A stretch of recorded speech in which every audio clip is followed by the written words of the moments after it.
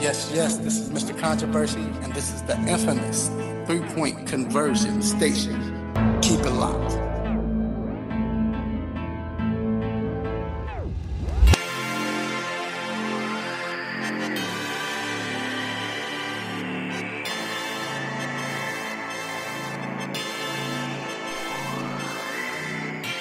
Yes, we are back inside the Three-Point Conversion Sports Lounge. Another Saturday morning, talk about sports. And I am Mr. Controversy. Did you miss me? And of course, I'm not doing this by myself. You know, I got my partner in crime, my road dog, my co-host, Mr. D Intellectual. What up, D? What up, though? Yes. Great Saturday to be here. Yeah, man, it's exciting. We're getting into that time of sports. Basketball's about to start up. We're in preseason already. Man. Major League Baseball's the playoffs. October the best time, man, in baseball. Yeah, even though the games hadn't been that great, yeah, but it's been kind of except for the wild card games. But other than that, and of course we have college football, NFL on Sunday. Man, it's a lot going on, man. It's a great day, and once again, you're listening to the 3-Point Conversion Sports Lounge live on 1100 AM The Real. Also, you can check us out on iHeartRadio. Also, TuneIn Radio, Radio Now, and the 1100 AM app. So, like I said, it's a big day. Got a lot going on. There's a lot going on in Atlanta. First of all, we're going to have a special guest in the building, Dr. Donald Fowler, the third MD from Ortho Atlanta. He's going to be here to talk about injuries. We're going to talk about the ACL injury, Tommy John, and get into things like that. Also, we're going to talk college football. What's going on with this quarterback carousel? You know, what is it going to cause? Like, what will be the aftermath of all of this? Why is it going on? Then we're going to stick with quarterbacks in the NFL. We're going to talk about the 2017 draft class. Is it better than the 2012 draft class? I know it's early to know 2012 is still playing, but I'm just saying, can we predict it to be better? Who's the best out of this class when you really look at it? And not just going by the first few games, but just really looking at their skill set. And, of course, like I said, we're going to talk Major League Baseball, talk about these Braves. I think I got a call the other day. They was asking me did I want to play shortstop or come in, and I might be able to pinch hit or something because they need help. Oh, that's what happened. Yeah, I think they need help. They was asking me, do I want to, because you can't put in a run. Come on, man. They might have just wanted you to cover the show, cover the game. Hey, whatever. It might help. They need it. But anyway, and then we're going to talk about the Brewers. They get on my nerves. But anyway, how good are the Brewers and the Yankees Red Sox series and that Houston Astros Indians series? I think that's like people are sleeping on that series. That we get into that. Yeah. But anyway, like I said, there's so much to get into. Make sure you tell your family and friends to call in at 404-603-8770, and they can come in and give their 3 cents. But right now, it is time to get to our quick hits. Let's get it.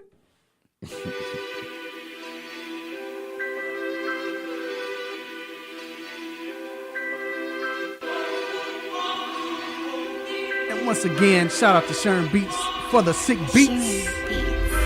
All right, as I mentioned, last night we had MLB playoff action. And first of all, the Braves didn't score a run, like I stated. They got beat 3-0. Also, Houston, they beat Indians, Red Sox. They beat the Yankees. It was a scare. But like I said, we're going to get into all of that. But question for you, like I mentioned, do you think the playoffs are living up to the hype? I mean, it's still early, you know. Like, Atlanta's going home. The Rockies are going home. I mean, they could change it, but what is your... Yeah, I don't think it's really living up to, I don't want to say the hype, but it's just not like a regular October. Usually in October, you're like, man, I got to turn to this game. I got to do this. It's kind of been like, maybe it's because I don't want to say a lot of teams aren't there that you would expect, but some of the teams aren't there. And, you know, we talked about it before with the wild card and what it should be. Like, So the Brewers and the Rockies are there. It's kind of like. Even though the Brewers, they deserve it. They deserve it. I'm not saying Rockies, they don't, but I'm not saying I'm not saying the Brewers but don't deserve it. It's kind of like you're not. Most people, if you're the casual baseball fan, you're not used to seeing these things, right? Or if you're not really a baseball fan, you're not going to tune in to watch the Brewers and the Rockies, right? You know what I mean? Right? Yeah, that thing's boring. Anyway, moving on. We want to give our prayers to Mr. Casey Rogers. He's the defensive coordinator for the New York Jets. Coach Todd Bowles came out and said that he's missed practice and he will miss Sunday's game from an undisclosed health condition. Players said that when Bowles came in and told the team about Rogers, his health issue, said Bowles was very somber when he broke the news, and they're saying that basically he went to the doctor, and that's when he went to the doctor, I think, this week, and found something out. So we don't know what that is, but kind of scary. And then see Bowles, and not even trying to be funny, but Bowles is the guy that when he's scary, because when he's talking, you think he's smiling, but he's not smiling. That's just his face, and he doesn't show emotion. And for him to be somber. I mean, and again, like you said, to go to the doctor and find it out, that's like something that you may have not been hurting, or it may not have been this, and then you find out something big where you got to miss this, and for him to be somber means it could possibly be something. Right. So I'm sure in the future we'll find out exactly what it is. So once again, our prayers are with him. Moving on, Junior Seau's children finally reached a confidential settlement with the NFL over his suicide in 2012. They had removed themselves from the major settlement covering more than 20,000 retired players. Wow, 20,000? I let you know NFL making money. And every family got $4 million off that. But anyway, they reached a settlement, and so they got broke off. We don't know. $4 million each family and 20,000. I had to make sure I was reading that correctly. Like maybe they. So you would, if it's 20,000 players, you would say 20,000 families. Right. That's what I'm saying. $4 million. Like I was checking my family tree to see if I was connected to anybody or whatever, to see if I could. What's that? Hey, what's that number? Hey, just give me $100, man. I'm good. What's that number though? Like what? Because, bruh, that's 80. What is that? 80 million? No, it's like billions, yo. Whatever it is, it's a lot. You know what I'm saying? But anyway, jeez, moving on. Yeah, shout out to Junior Seau's children. They've been fighting for that for a long time. Yeah, but that's kind of, and I know it's Junior Seau. He's a big, part of the NFL. But I don't like how that is. And the reason I say that is because of course, they removed themselves. So I'm not saying it to them, right?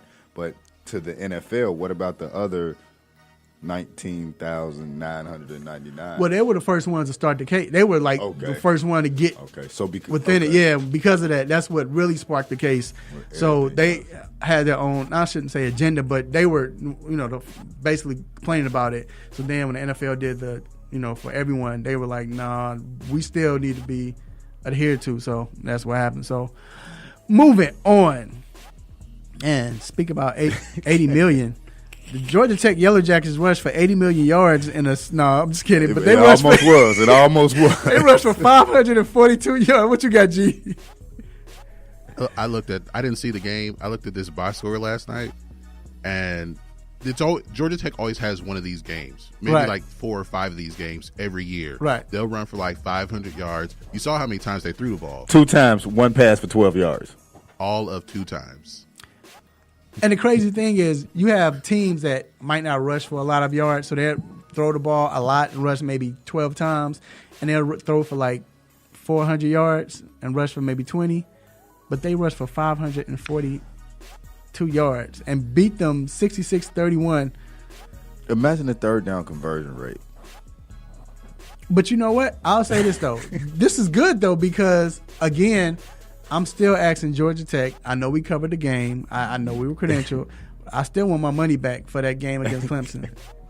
That was horrible. Look, sometimes that triple option gets rolling. You can run for 500 yards. Sometimes it doesn't. And you can roll for 2. Right. So Paul Johnson, and shout out to Paul Johnson. He's so old school. So he was feeling himself then. Like I said, he's still telling the players to play and pushing them out. Oh, man. Anyway, moving on. He only got 6 plays. I know, right? So we talked about the Houston Astros as they defeated the Cleveland Indians. So how about Eddie Flores was a fan. He was sitting in section 103, and George Springer was coming up to bat, the next inning. He was leading off. And this guy, Eddie Flores, is a fan. He was like, look, Springer's about to hit a home run to left. I guarantee you. And if he does, I'm buying everybody a beer. Sure enough, George Springer hit the home run. And Flores bought $500 worth of beer for everyone. Nah. Yeah, I would have took that one back. I'd have been like, yeah, no, I was just. I'd have did like Martin said, I'm going to buy a beer and everybody sip and pass. Is there a report of how many beers he had at the time? That's what. No, that's true, because he might have spent $200, and that's why he was talking like that. Right, he was already wasted. So when you out there and you doing it, you like, you know what? Get a beer, a drink for everybody at the bar. Everybody yeah, get it. Yeah, that ticket glad. came and but he was cheering. But when he went home, well, he woke up the next day because he probably was. You got to think about it. He probably went home and went to sleep because he's probably out of it. He woke up. He was sick. He had that look when you see people go to they might go to, I don't know, some place they shouldn't be going, right. And then they come out that place and they be sick because they just spent stomach rent hurt. Money. Yeah. Stomach hurt. He was sick. I know he had a sick face, but you said what? Some place they went. You know where they went. Yeah, they know where they went. But anyway, shout out to Flores, man. Like I said, that's what you call a fan. And last but not least, this is very sad. So the Duquesne Dukies, their running back Marquise Brown, he died. He was in an altercation, and he died after falling 16 stories out of a window. Like, man, this happened yesterday. So condolences to his family. Shout out to the school. And, man, that's just sad to hear. He was a running back, like I said, and yeah, I was reading up on that. There's reports that he jumped. Like he was trying to kind of get away. So I don't know if it was whether he jumped, fell, or whatever the case may be. I was literally just reading. Yeah, but because the police said they were coming in, they just saw him like. Right, and it kind of make it seem like, was he trying to get away from the police because of the altercation? I don't know. No. 16 stories, yo. The police were inside. Like, okay. I mean, not inside. They were pulling up when it happened. Oh. So it was due to the altercation. But like either or, man. Like I said, with prayers to his family. It's a sad situation. Definitely. All right, so that's going to wrap up Quick Hits. We're going to take a quick break, and we will be right back with a hot topic.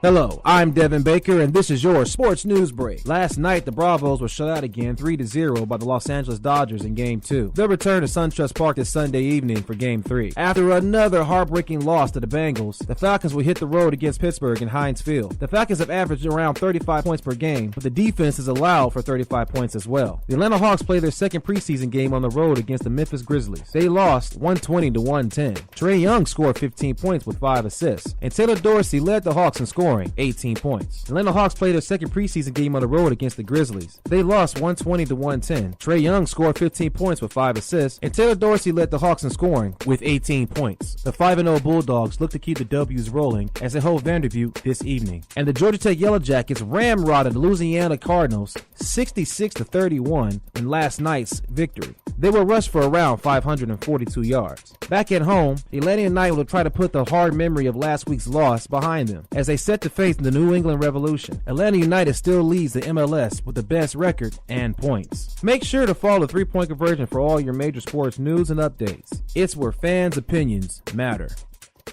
There's a lot going on in the world, and your world is always changing. That's why it's important to stay connected. The latest news, the latest entertainment, the newest music. If it's in the air or on the air, it can be in the palm of your hand, wherever you are, with the iHeartRadio app.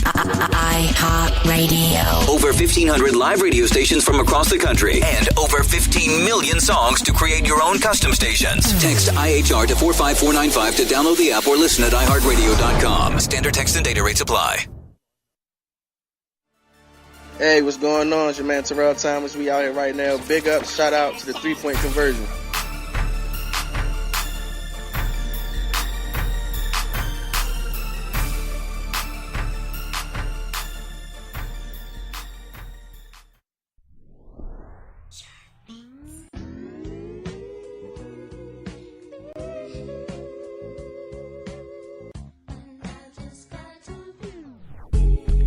Yes, we are back inside the 3-point conversion sports lounge. I'm your host, Mr. Controversy, with my man D Intellectual. Yes. And this next segment, the hot topic, is brought to you by Cindy Cutts Barbershop, located on 3000 Chapel Hill Road, Suite 206, Douglasville, Georgia. Great barbershop. Man, it's Raphael, Mr. Controversy, whatever you want to call me. Why do you get up at 4:30 in the morning? Because that's the best barbers there. I got the best barbers. You don't mind waiting sometimes? Well, I can't wait because I got stuff to do. Like, I'm here, but man, you don't mind waiting, because it's not going to be an empty chair. And not saying that it's going to take forever, but I'm just saying because you're fellowshipping. It sounds like I'm at church, right? But you're talking, you're having fun, talking about sports. Sometimes they talk politics. No one gets mad. No one's trying to fight. It's a barbershop, man. It's talk about women. You know what I'm saying? All of that is going to stay in the barbershop. They're about the children, about the community. It's unity. So, and shout out to Dwayne Chambers. And you can follow him on Instagram at Simha the Barber. That's SIMHATHEBARBER. And shout out to, I wonder if he's listening. He always says he's not, he doesn't hear it, but somebody tap him. Y'all know what I'm talking about. Shout out to Chris. What up, Chris? You can stop bothering me by giving you a shout out on the radio, sir. I gave him one. But anyway, so now we're at the hot topic, and we couldn't do this hot topic without bringing a special guest because we wanted to get the inside. And this young man is a certified orthopedic surgeon with Ortho Atlanta, none other than Dr. Donald E. Fowler. And Dr. Fowler, he is a team physician for the New York Mets, and because he's with Ortho Atlanta, they are team doctors for the Peach Bowl, Chick-fil-A game, BBT tennis tournament, and they also did the national championship game last year. So he's busy and he knows people. What's going on, Doc? Hey, thanks for having me. Always good to talk sports on a Saturday. So. Yes, sir. And we have a very interesting topic because lately, the last, eight, 9 years, we've noticed an increase. Especially, I want to talk about the ACL injuries. And it seemed like ever since 2011, when the NFL decided to stop the two-a-days for training camp, we saw the injury pick up. It's more frequent. I don't know if that has something to do with it. You can answer that. But if so or if not, why are we seeing this more frequently? Yeah, and I don't think there's any one answer, but there's probably a lot of things that go into it. I mean, first off, 30 years ago, someone hurts their knee, tell them to walk it off, put some ice on it. Nowadays, if someone gets hurt, they even start limping, what's the first thing you do? They're getting an MRI scan right off the bat. So I think you're getting things diagnosed a lot more frequently just with technology that's improved in the last, especially 5-10 years. I think there's more people playing sports. I do think fatigue plays a factor in some of these injuries, so cutting down on some of the practices like the two-a-days, like you said, it's almost kind of a catch-22 because you're trying to prevent injuries by limiting the amount of contact and things they're doing, but at the same time they're not quite getting the same kind of conditioning. So that certainly can contribute as the muscles fatigue to kind of putting more stress on your joints and those ligaments.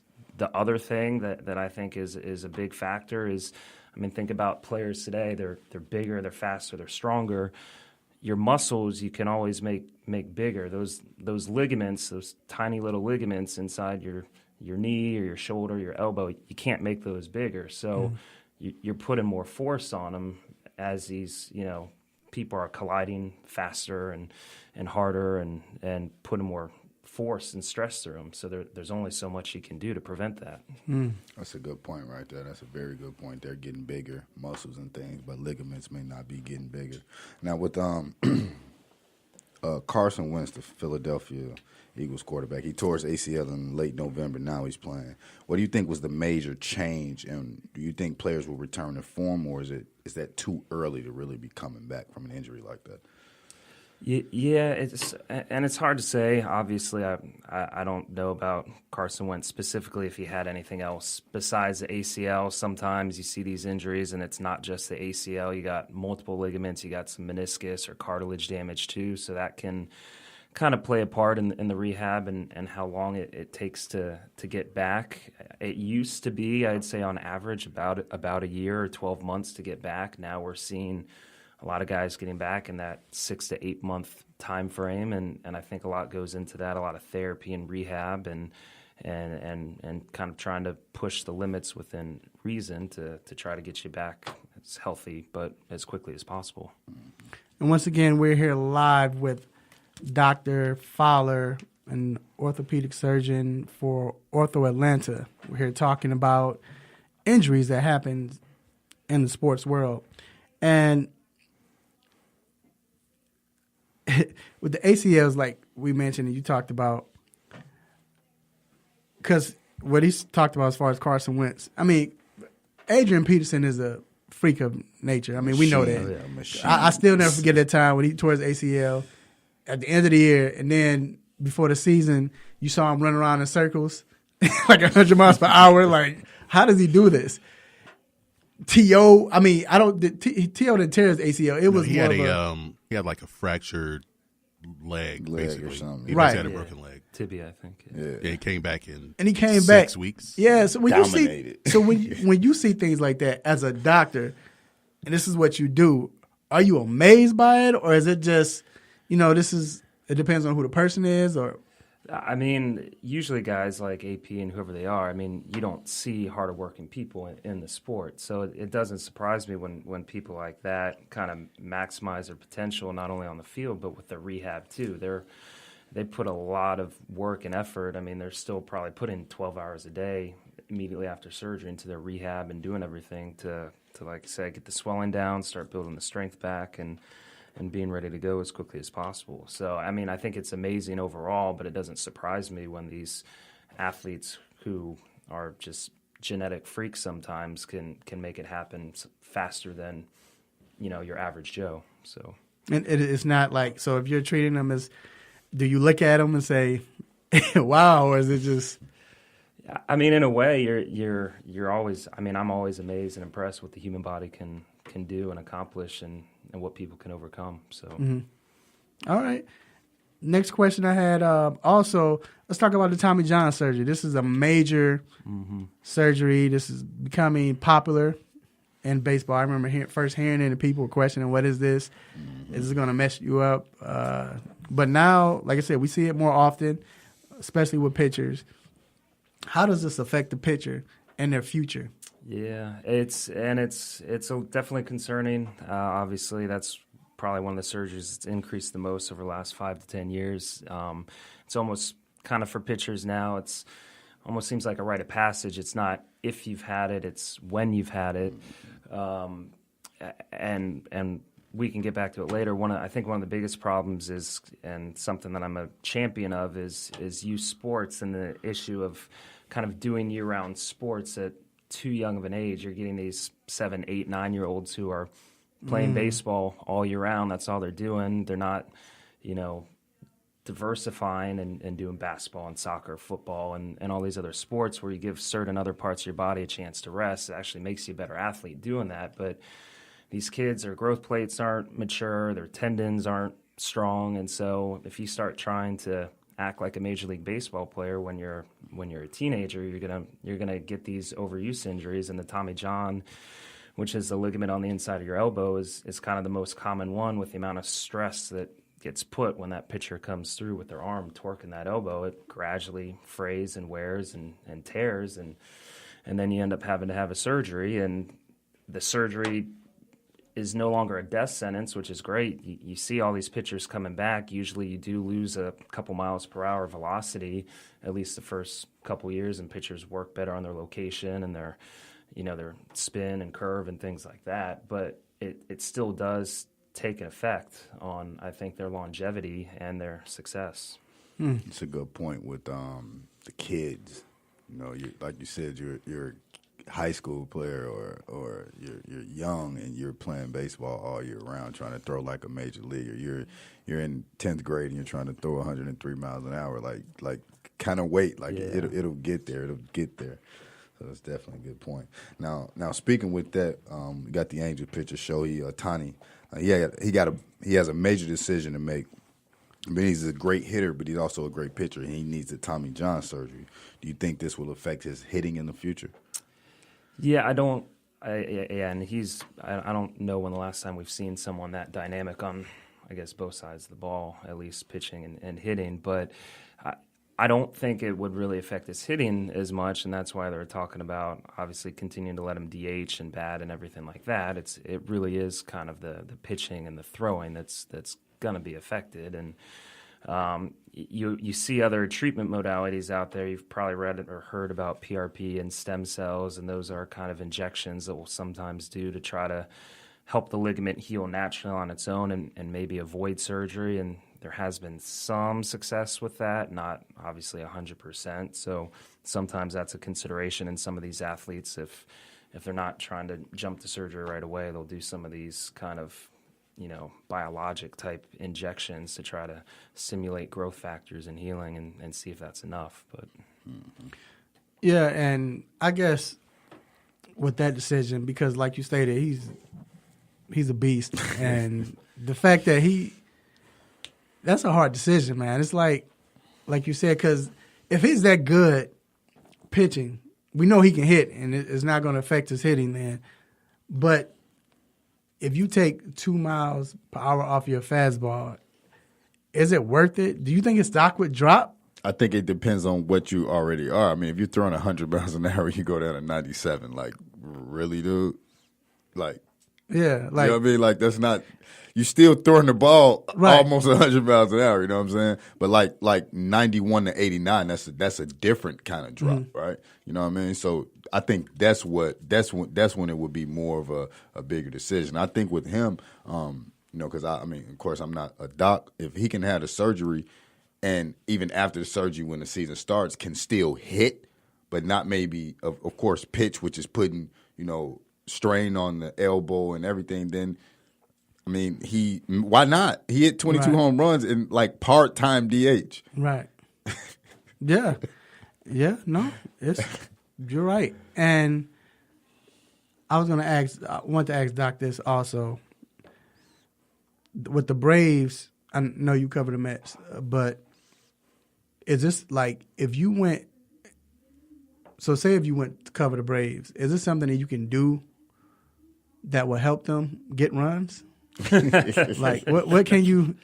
Because they need help, man. I guess maybe like tackle Clayton Kershaw and injure him so he can't pitch again. But in Game 5, I guess if they get to Game 5, and of course he works with athletes, but he is a fan also. So let me ask you right now. Last week we had a discussion. We were talking about, is Atlanta a sports town? Right now, with the Braves, they're in the playoffs. They're not doing well, but they're in the playoffs. Atlanta United have the best team in MLS. We won't say anything about the Falcons, but they're injured. They're going through right now. The Hawks are rebuilding, and the fact that they have now excitement with Trae Young and all. if Georgia Tech and they get away from the triple option, they could be great. When you look at this, do you think Atlanta's a sports town, or is it transcending into a sports town now? I mean, I'm not from Atlanta, but in the, I guess, 4 years I lived here and really experienced it, I mean, I personally see Atlanta as a sports town. I mean, maybe it doesn't get quite the same play or press as like a New York or Boston or LA, but I mean, I think it's kind of right there on the cusp. I think the Braves probably carried them for a long time, especially back through their, whatever it was, 14 pennants or in a row, however many it was. But since then, I think all the other sports have built. I know we lost hockey, but soccer has been incredible here. So that with, the Falcons going to the Super Bowl, and hopefully they're going to put it all together eventually. I mean, I definitely look at Atlanta as a sports town, especially down in the South, where you don't have, I don't think, a lot of other big cities like that to really showcase or market sports like I see here. Quickly, who is your favorite? Do you have a team in Atlanta? Or I know you're not from here, but is it a team that you follow more so than others?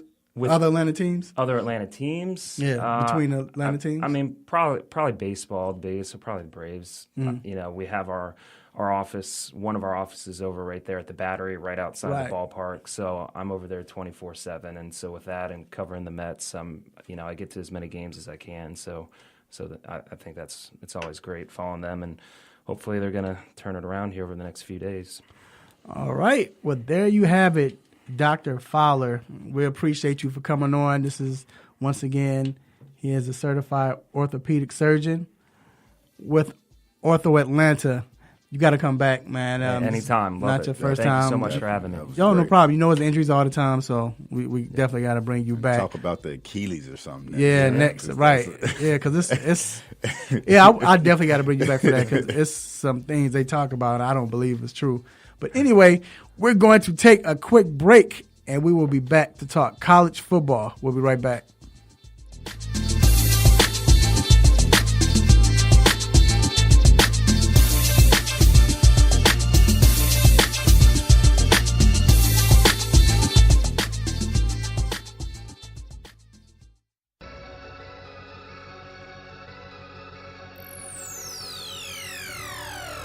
Ladies and gentlemen, this is Cat Williams, and you are listening to 3 Point Conversion Radio.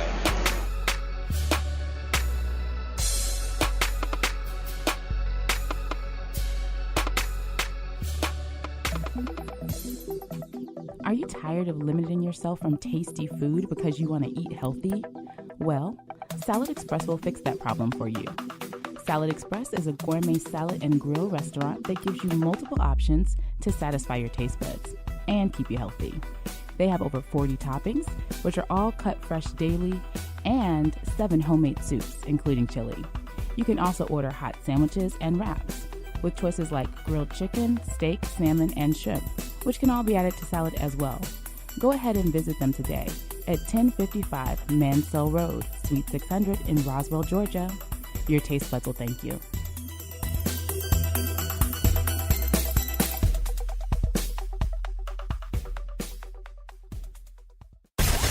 Tune your radio. Tune in. Now. You can tune into this radio station on any smartphone or tablet. iPhone, Android, BlackBerry, Nokia, Samsung, Windows phones, or whatever you have. Download the free TuneIn app from your phone or tablet's app store. Tune in with music, sports, news, and comedy. From over 70,000 radio stations around the world, including this Beasley Broadcast Group station. Check it out at tunein.com or your app store.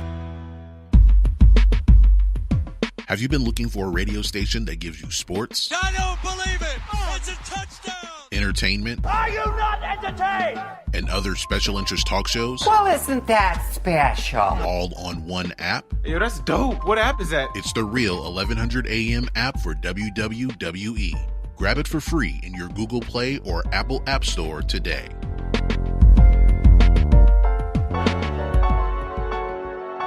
This is Miles Plumlee.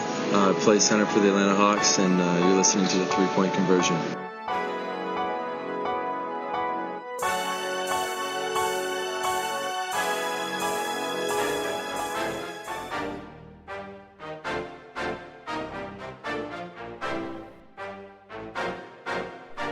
Yes, we are back inside the 3-Point Conversion Sports Lounge. Mr. Controversy. We just had a great guest, Dr. Fowler. We appreciate him coming on. And real quick, Miles, it was just on that drop. Did you all see that dunk he had last night? No, I did. Trae Young threw a pass between somebody, a nice pass, purposely, did it, threw it between the guy's leg, defender's leg, and Plumlee grabbed it. And, as you should do when you get a good pass, you got to make it happen. He went and yoked it on somebody. I mean, God jumped and everything. I didn't know Miles had that in him. That's what's up. Dunked on him. Speaking of stuff like that, man, that video I sent you yesterday at Rondo at the free throw line. Yeah, Rondo petty, y'all. That's for real. That was funny. He petty. That was funny. At the free throw line, he acts trying to slap get handshakes from the other team and wiping his sweat off with the ball. And yeah, Rondo petty, y'all. Yeah, he is. That's Rondo. All right, so it's college football time, and man, it's Saturday. It's not that type of Saturday where you got big games. It's not like that, but at the same time, it's a few games that's interesting. But before we get into the game, before we get into our topic, we always do the nosy neighbor watch. Yes. Who is your nosy neighbor? Today I'm going with Purdue wide receiver Rondale Moore. He hasn't gotten a lot of attention, of course, because they like 0-3. But he got 41 catches for 457, 4 touchdowns, 5 games. And he also had 136 yards. You said he has what? You said 4 touchdowns for how many? 41 receptions for 457 yards and 4 touchdowns. And he has 136 yards and a touchdown on just 7 carries. So he kind of blowing it up. And he got big TDs, too, 32 yards, 76 yards, and 70 yards. So he definitely doing his thing. But, of course, he's not going to get the recognition because Purdue is 0-3. So that's who my nosy neighbor to watch is this week. So my nosy neighbor is Mr. Sam Ehlinger. He's the quarterback for the Texas Longhorns. They have a big game today, and very big.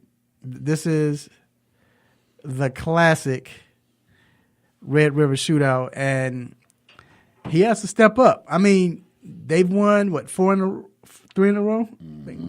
3 in a row, right? This is the 5th week. So, yeah, they won 3 in a row, or 4 in a row. This is 6th week. Yeah, they won 4 in a row. And this could save his coach's job. But not only that, I just want to see what he got. Are you for real? And we all know when it comes to football, if you're a quarterback, that's your team. It falls on you. So I want to see what he does. I want to see how he stands up to this pressure. They really hadn't played anyone. But like I said, we'll get into that later when we get on that game. But I do want to talk. Do you have a nosy neighbor watch? G? No. Okay. So I do want to talk about this coaching carousel we've been seeing in college football. And I don't know what's been going on. I don't know why. Honestly, I guess I have a reason why. But before I get into that, I want to talk about the teams that I guess most notably been doing this, been dealing with quarterback situations, the controversy. We have, of course, UGA, which is really not controversial, but at the same time, you got Jake Fromm, who was the head guy, and then you bring in this guy named Justin Fields, who was the number one ranked player. Yeah, in college football. But not only that, you don't redshirt him. So, why would you do that after Fromm took you to the championship and almost won the game? But we'll get into how it's working for them. But you have that. Then you have Clemson, of course, with the Kelly Bryant, Trevor Lawrence situation. Definitely, we all know about Tua and Jalen Hurts. Notre Dame, the Brandon Wimbush and Ian Booker situation. Then Miami with Malik Rozier, and then N'Kosi Perry is taking over. So, and most of these guys are freshmen, if not a sophomore. You know, Tua is a sophomore, but most of everybody else is like are freshmen. So I think it stemmed from last year, of course, when Alabama, they came in and Alabama, you know, in the championship game, they switched out Tua. We all know the story. If you don't know the story, I don't know where you've been. But I guess my question, D, is do you think because they saw the success, and we all know that football is a copycat league and copycat world, you know, the world of football, do you think that everybody did this because of that when they saw this, and all of a sudden they think they have that special freshman that normally they would sit and red shirt, but now they want to play?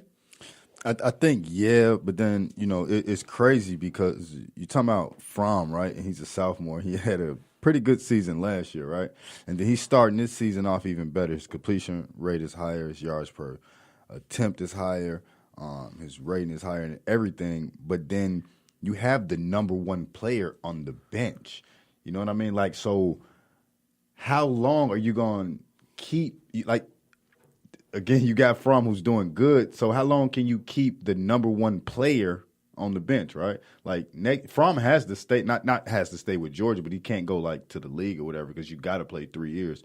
So like, what do you do? And is that, like you say, is that going to always be a thing within the NCAA? Are you always going to have like this quarterback that did this, but then you got another guy that's coming in that's a freshman, and the guy that's before him is just a sophomore? So it's always going to be kind of that controversy type thing. So that's I think that's going to be a upcoming thing going forward. Well, the thing is, you have let's talk about UGA's situation. I like the way they're handling it. Honestly, I think that he should have been redshirted. I mean, it would have made sense because I understand you're bringing him in, but it's kind of like you were waiting for Fromm to trip up and mess up, and because he hasn't, now you can't redshirt him. So forcing it, yeah, look like, and let's be real. We tell the truth and shame the devil. Fields is all right. I mean, he has talent. Yeah. I thought Phil should have went. He could have been in Penn State. You know, he was committed and he decommitted from Penn State. Just think if he would have been there with Penn State and what they could have done. You know, you have other teams he could have went to, but. I mean, LSU, you know what I'm saying? I like Brownie from LSU. I like what he's doing. But if Fields could have been at LSU, you have this guy, I mean, perfect. But I like the way George is handling it. You don't see any type of controversy within the locker room or people getting upset. So that's cool. Then you look at the Clemson situation. We all know about that. We know about the Kelly Bryant. He met Kelly Bryant and Trevor Lawrence. We know that Dabo messed up. I think he mishandled that situation. I think he dropped the ball really hard. Because Lawrence and Trevor didn't play anybody. Who did he play? What's also interesting with that is Bryant's a senior. Right. You're going to have Trevor Lawrence for at least 2 more years after this. So why not have the senior go out and play? I mean, I understand why Bryant felt insulted. Like, I'm a senior, and you're going to put in this freshman over me. And that's what after all the work I put in. And that's what I was talking about last week. Like, dude, you made me wait behind Watson. Okay, I waited behind him. Then I got my shot last year. I did good. You know what I mean? And then this year, I'm doing good. And you got a freshman. Like, you could have him wait and let me just finish the season. And it could be a big thing because if you feel like, okay, with Bryant, we can win games, but we might not be able to beat Alabama. If you put in this freshman quarterback, how does that make that better? What do you think Alabama's going to do to him when they meet up with him? Well, again, it goes back. We're talking about Alabama, and you call in at 404-603-8770 to give you 3 cents. But I mean, this is the Alabama effect. They saw this and they wondering, can it work? Well, the thing that Alabama did was they let Jalen Hurts play because he hadn't done anything to cost his job. Yes, it was sometimes you was like, okay, Jalen's not throwing. And that was a particular moment. Right. To where, yes, Jalen got us this far, but we need to win now. We're stalling. Yep. in the championship. Yeah. So we need to change it up. Well, they was going to do that in the game before. But it didn't present itself. Yeah, so it didn't have to Right. happen. And that's kind of what G is saying. Like during the season, like if you're playing good, you're let that be. If you get in that situation where you're in the playoffs, you're in the championship game, and you see it's the that situation you're to where, okay, we need to make a change at quarterback to change things up to win this game. But we're talking about in September, since this was last week, we're talking about in September, we're worried about January. Right.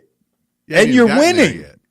And then Trevor Lawrence went out there and got hurt. So he had to put in another young player. You don't even have Bryant to fall back on. Right. So now we have Notre Dame. I mean, you look at Notre Dame and the situation with Wimbush and Booker. I think they handled it correctly. They let Wimbush hurt himself basically with his play. And when he couldn't do well, oh well. He didn't produce. Ian Booker came in and produced. That's it. So they handled it like you said, the perfect way that they should. Go ahead. One thing I want to talk about, not necessarily just with Notre Dame, but just the whole situation, is the wide receiver from Clemson who's actually taking snaps. He's actually taking snaps at quarterback because I think he has quarterback history. Hunter Renfro. One thing he said now is like week 4 every year is going to be like the trade deadline, as everyone is going to make decisions, and he doesn't like that part. Say when you commit to a school, that's your team, right? I agree because this is why, because I said it teaches children. I don't want to really go off subject, but it's like you quit because you lost the battle, or you're not, especially if you're a freshman. But in the sense, if you lost the battle. No, like I understand if you're a senior. No, right, I understand that. Like in Brian's situation, I didn't even lose the battle. I understand that. I'm saying as far as a freshman. I agree with that. I agree with if you didn't win the competition, then. Because like in Miami, like I mentioned, Malik Rozier and Cozy Perry. Rozier the team was stalling. They weren't doing well. And then Perry comes in. I don't think he did something great like last game. He didn't play well, but he played well enough to where, he's young. And the passes he made were good passes, good decisions. The touchdowns he did were that were good plays. You know what I mean? And that's what it's about. So quickly, how will this affect college football? I think the decisions that the college players make are going to be like, you know how at the end of the season when they're committing, it kind of jumps around and people decommit. I think we may see more of that. And it's a situation where if it's a freshman quarterback there and you're going to go there and he's going to be a sophomore, you're going to look at it at a bigger picture when you're a quarterback. You know what I mean? Because a quarterback leads the team. Right. You know, other positions it's kind of like, especially running back. You know, things happen. You can play 2 running backs. Right. You can't really play 2 quarterbacks like that. You can play them, but you can't play them like that. I don't think you're a championship team if you're playing. Right. So no, I definitely understand. Well, 2 teams that are not doing this is the Texas Longhorns and the Oklahoma Sooners. Quickly, who do you have? I'm going to go with Texas because they've been doing some things this year. I don't think if they lose, it's going to hurt Herman to an extent because of the 2 wins he's had against USC and TCU. But I'm going to go with them with the You said if he lose, you don't think it'll hurt him? No. Oh, yeah, I think it will because you got to remember, he was on a hot seat. And he was on a hot seat leading up to the season. This saved them is because they were winning games. Mm-hmm. I think that if he wins, this might save his job. If he loses, I don't think, you beat TCU, but how good are they? The other teams he's beaten, you mentioned, they're really not that good. I mean, you got, I think, Baylor coming up next, but he need this game. This game will save his job. Because it's the Red River game, so that's definitely big. Like you saying, 19 against, they're playing at 7, so if they lose, I guess they won't drop. And if let's say they win the rest of the year, they can easily be, depending on it, top 15, 10 maybe. Right. They might drop. If they win this game, they drop it probably like do you think 12 or 11. No, not drop, but they're going. You're saying, no, I'm not drop. I'm saying they're going to go up, move up to like 12 or 11. Definitely. I don't think Tom Herman's job is in any danger right now because this is year 2, right? Yeah. You got to remember what Texas did to get him in there, and they're going to give up after 2 years. But they're saying he's on a unless if they have the money to buy him out, okay, fine. But right, and they might. But they're saying they he's did like a lot on a to get Charlie Strong out of yeah, there. and that's what I be talking about. Like, how can after 2 years you ready to give and who you gonna get? Who's out there that you're supposed to get that's supposed to be better than Tom Herman now? As far as like who's the hot name? But you know what? I think that with Texas, you might have. I mean, hopefully they don't bring in what's my man that go to every team that need a coach. Came from Alabama, offensive coordinator. Sarkisian. No, not Sarkisian. Lane. Lane Kiffin probably gonna try that. He go to every team. Lane Kiffin, he do. Every time something come up. Lane Kiffin will go and he'll be there for 1 year and he'll get another job. That's how he does. They won't fire him. He'll just because where is he at now? Like FAU, Florida Internet. Florida Atlantic. Yeah, he probably would go. He probably would. And getting all the cast-offs. But I think that ain't gonna win with him. But I think that it is the fact that Texas is a big school. You can get probably anybody you want. Somebody will leave their school. Like you said, I don't know if it's a hot name right now, but he's on a hot seat. Like, they're upset. Texas wins, y'all. Like, this is not this is not Northwestern. This is not even Michigan State. Texas has pride. They have pride. You have to win. Texas football. Like, football is huge in Texas. But I'm saying that's right. That's like Auburn. Not even Auburn. It's probably if they bigger than fire Auburn. him, it will set them back about 10 years. And not just that. They gave Charlie Strong all them years to try to do this. But Charlie Strong was a big name. He was. This was more so. And what did he produce? Let's give up. That he wasn't who the boosters wanted. No, that's who the athletic director wanted, but the boosters didn't want Charlie Strong. So honestly, you know who he's like, and this is sad. And they thought they was hoping they'd turn into it. He was like kind of like Obama. Obama after Bush messed it up. Okay, we'll put Obama in and see what he does, and he did well. Because he did 2 terms. But with this situation, Herman's not doing well. And Texas, you have to win. It should be the AD's decision, though. Like the boosters exactly have the money. Exactly. Though. Like, but look, we got to take a quick break. We'll be right back.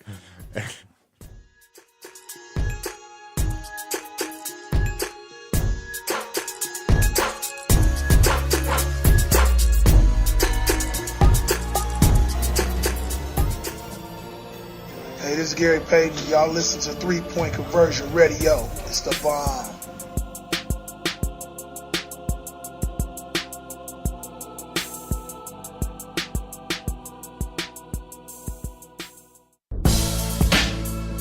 What's up, world? This is Vincent G, aka the Fantasy Guru, and here are your fantasy facts, the running back edition, heading to week 5. Green Bay Packers running back Aaron Jones is a great play this week. He's playing against the Detroit Lions, whose defense has allowed some big plays to opposing running backs this season. Even though Jones is sharing carries with Jamal Williams and Ty Montgomery, he's the running back I would consider starting as a good flex option. One player who I benched this week is Miami Dolphins running back Kenyon Drake. With so many running backs injured early in the season, you may not have many options. Drake has been one of the biggest busts this season, and his past 2 games against the Raiders and Patriots have been horrific. He is still splitting carries with Frank Gore, and they also have offensive line issues, so I don't want no part of Drake this week against the Cincinnati Bengals. My sleeper pick this week is Tennessee Titans running back Derrick Henry. Look, I know he was drafted in most fantasy drafts as a number 2 back, and he's been truly disappointing so far, but I truly believe in this matchup against my Buffalo Bills, he'll get back into form and also should score a touchdown. Now, if you want to check out more fantasy facts and my ahs and ahs, make sure you continue to follow me on the web at the3pointconversion.com.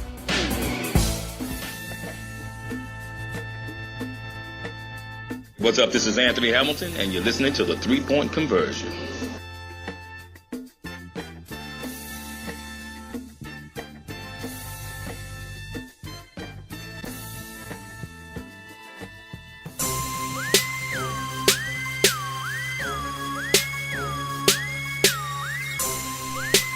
All right, we are back inside the 3 Point Conversion Sports Lounge. And NFL football. It's been a lot of surprise team. I think it's starting to shape up. Week 6, 7. That's when you start to see, cream rise to the top. You know what I'm saying? And you see it just. You'll see teams that are supposed to be there, and then teams they like, for instance, Miami Dolphins, they drop. You know what I'm saying? Like, I don't think they're that good. So weak about that. But last week, though, honestly, it was a great week for the sophomore quarterbacks. Mm-hmm. Yes. They all came up with big wins. They all came up with great play.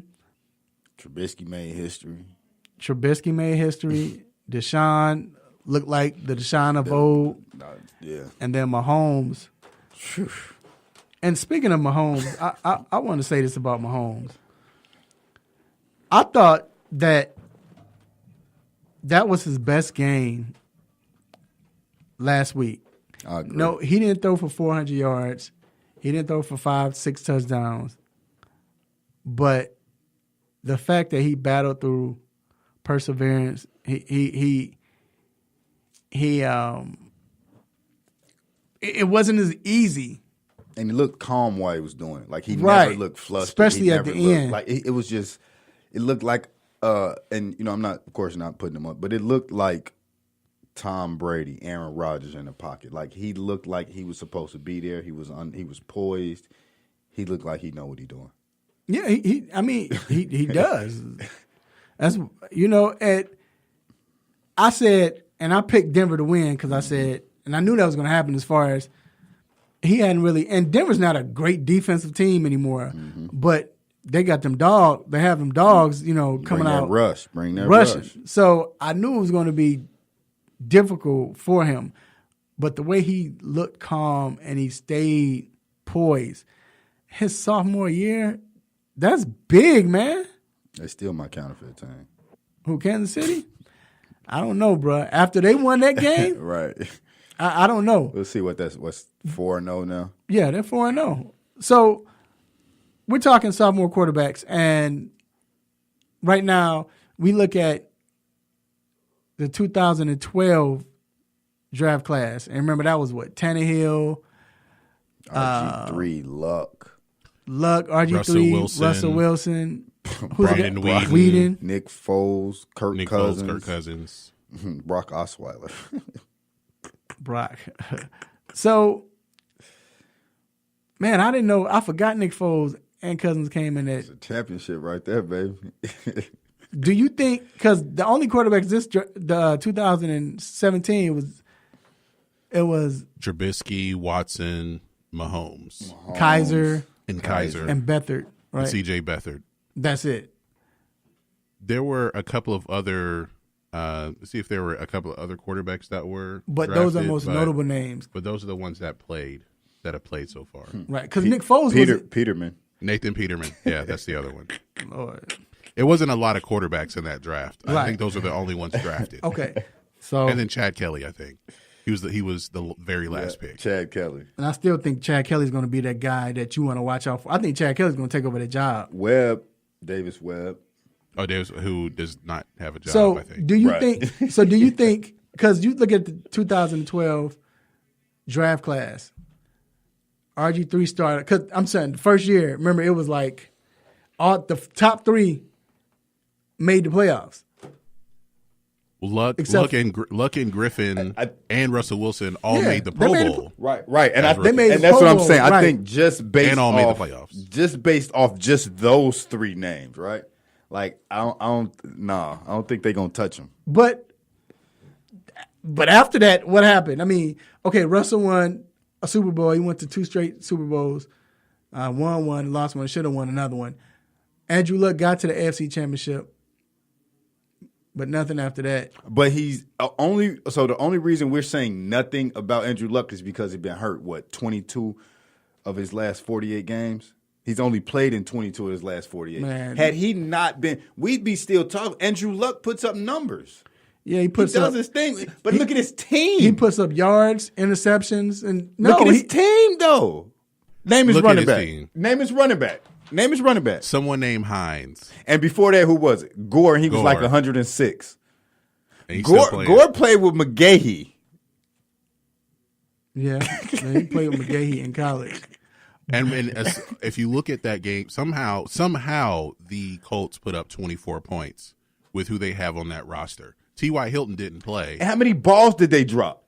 They had at least 5 drops. And big drops. I'm talking about like first down, like, dude. But I'm talking the years he didn't get hurt, they weren't doing. They were.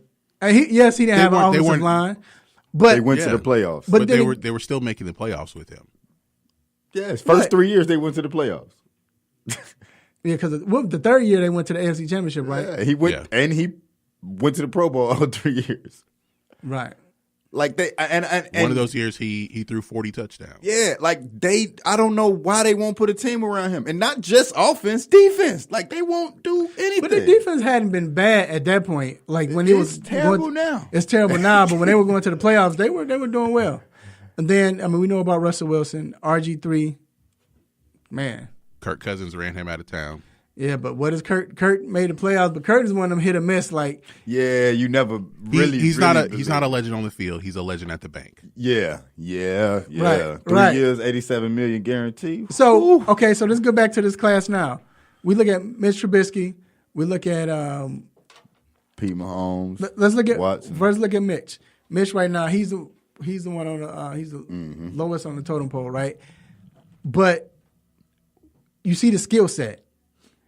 He hadn't really played a full year yet. Still, right. I don't think he still played 16 games. Still, like 12 or something like that? Yeah, this is 15. This is 15 games playing. So he hadn't played 16 yet. So it looks like he pulled it together last game. Right, and you hate to say that because he had this one big one that this is what, but like we've always seen as long as he set his feet and things like that. And even in the first couple of games, it wasn't that he was playing horrible, right? He was just missing, right? He was just barely missing a target. So, man, Trubisky got it, and he's going to be good. It just depends. The thing he has working for him is he has an offensive coordinator who's a genius offensively, and then, of course, he has his defense behind him. Now, go to Deshaun. Deshaun struggled in the first part of the year, but, rightfully so. He's coming off an ACL injury, so he's trying to get back into things. But last week he broke off. To me, you look at what Deshaun has. Deshaun has the most on his team to benefit from. He's put in the best situation to be successful. You looking at me crazy, but think about it, bro. I'll say on the defensive side.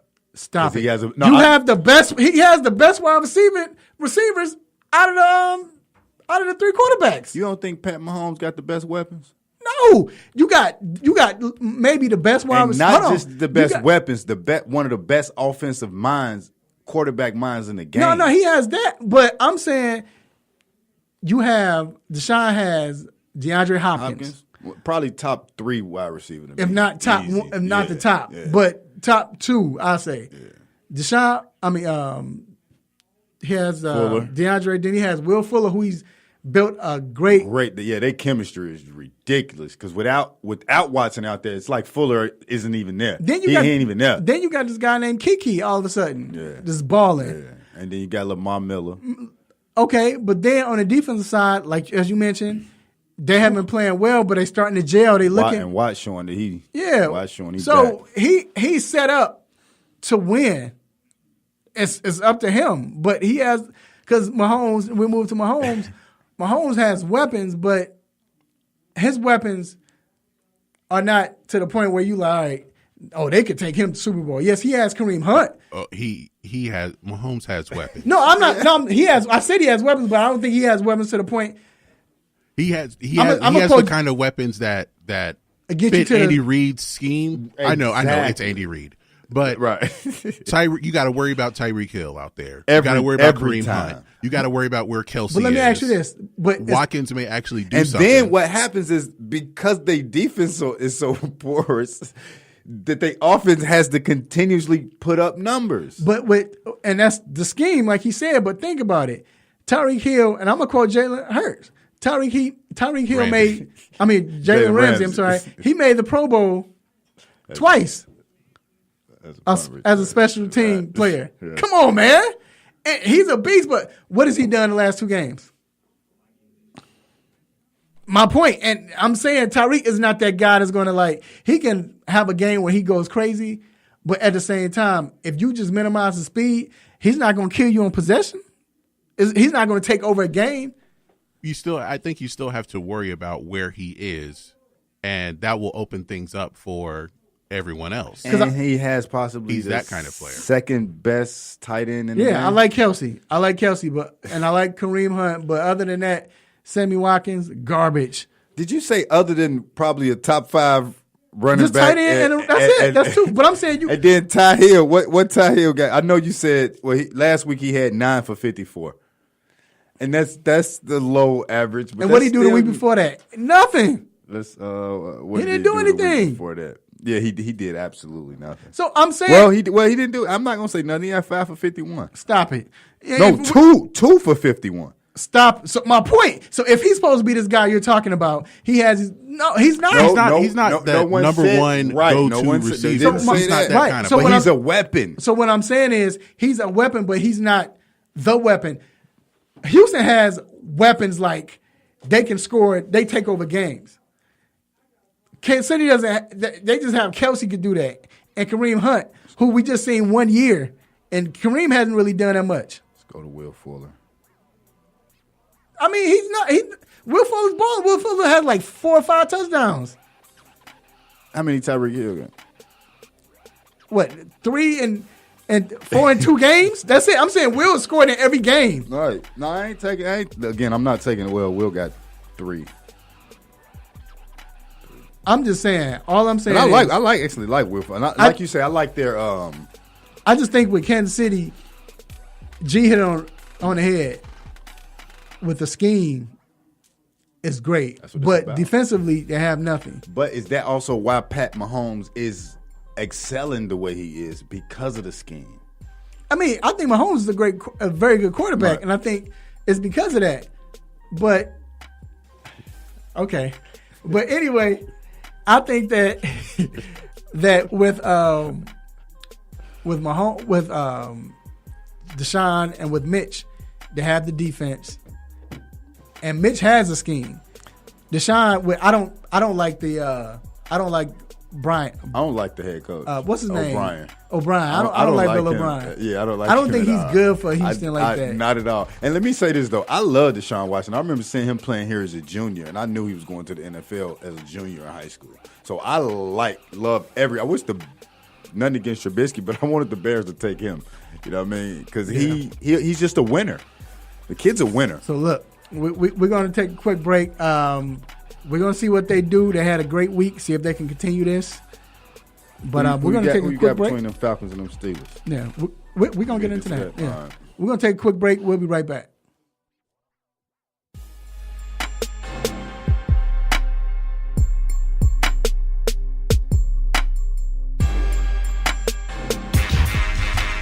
You are tuned into WWE. AM 1100. The opinions expressed during the sponsored programs on this station are strictly those of the program hosts, guests, and callers and are not necessarily those of Beasley Broadcast Group, this station, its staff, other advertisers, or agencies. Have you been looking for a radio station that gives you sports? I don't believe it! It's a touchdown! Entertainment? Are you not entertained? And other special interest talk shows? Well, isn't that special? All on one app? Yo, that's dope. What app is that? It's the real 1100 AM app for WWE. Grab it for free in your Google Play or Apple App Store today.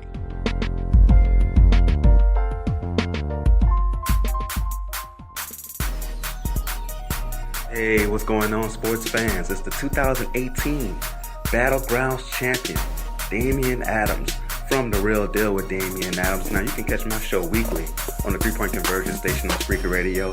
But for right now, I'm doing what everybody else should be doing, and that's listening to Mr. Controversy and The Intellectual in the 3-Point Conversion Sports Lounge.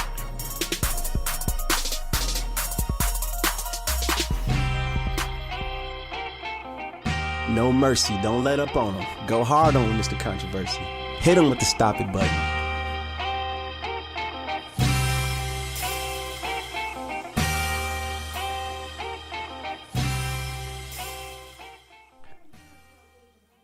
All right, we are back inside the 3-Point Conversion Sports Lounge. I'd like to thank everyone who is listening live or listening to the show as a podcast. Also, like to thank everyone who's watching on Facebook Live. We appreciate you, or whoever supports us. We appreciate you all. We couldn't do this without you. Definitely appreciate you. And I also want to give a special shout out to someone who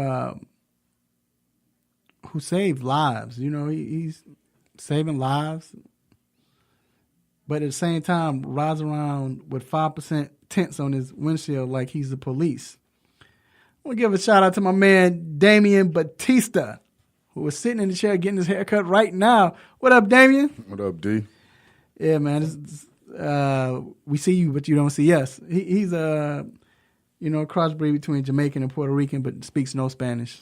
So, but it's cool though. He can understand us right now, so that's good. What up, man? What's going on? You know, appreciate you. You know what I'm saying? I know you probably sleepy. He works in the ER, so that's why I say save him lives. And hey, man, much respect. Keep saving lives. Yes, sir. Bro. Peace. Yes, sir.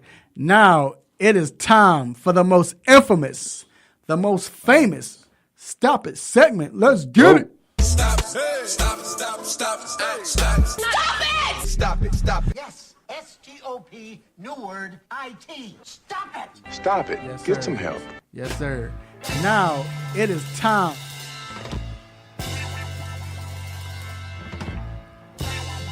It's on you, D.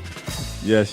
So What do you have? My stop it this week gonna go to our homie Tariq Cohen. He recently put up on I think it was Twitter, who out here bigger than me. And the funny thing was, Girlie came back and said everybody. Give him that stop it, G. Stop it. Yeah, that was hilarious. And for Girlie to come back and troll him like, Right. dude, everybody. Right. G, what you got? My stop it goes to Nike for after the campaign with Kaepernick. They are also releasing some Air Force One special editions made famous by Patriots owner Robert Kraft. I think I saw them. What? So they play at both sides. Yeah. I think Nike needs to pick a side. Yeah, I'm going to ride with you, G. Stop it. They don't know what they want to do. Or even though man. like Kraft would be like one of the cooler owners in Right, sports yeah, if he didn't own the Patriots. Right. Well, you know, right, because wasn't he kicking it with Meek Gucci Mill, Man and Meek Mill? Yeah. Gucci, Jay-Z, Yeah. Drake. But like you- all the rappers, like Rick Ross, all the rappers know him. And love him, But you own the Patriots. Yeah. Yeah, you own the Patriots. that's what make him gangster right there, because he own the Patriots. That's what I like about him. But anyway, my stop it moments, I have two. They're quick. First stop it goes to Utah Jazz guard Ingles. He came out and said that he's the best shooter in the league. Who? Stop it. Joe Ingles. Looks Joe, like his last name how says in the world? Right. Bro, what made you say His game is so funny to me too. it's You see weird? him play, it's weird. Yeah, it's a just weird. not And look- he's effective, but you think he's the best shooter? You With- like, dude, get out of I here. can see if you were saying it without Steph and Clay in the league. In your division. And Durant and Bruh, like, dude, stop it. gone. And then, Stop it. And then, stick with basketball. So, reporter for NBC Sports Bay Area, Ray Ratto, on Media Day asked Andre Iguodala if he thought he was a future Hall of Famer. I can see G's face. Iggy even like, bruh, nah, like, stop it. Like, no, I'm not. He said no. Stop it. Like, what kind of a, see, that's what I'm talking about. Being in the media game, when people ask stupid questions like that, Even some of the media probably was looking at him like, man, he lucky. I probably would have got kicked out because I would have been like, stop it. It would have been automatic. It just came out like natural. Iguodala. Dude, get out. Get out. We know the Hall of Fame been a joke in recent sports, but with basketball, usually get it right. Yeah, they usually 100 with If it came down to percentages, Iguodala would have an easier time getting confirmed to the Supreme Court. Right. But anyway. Right, because you pretty much can do anything. Right. Make it to the Supreme Court, right? All right, we're going to take a quick break, and we'll be right back.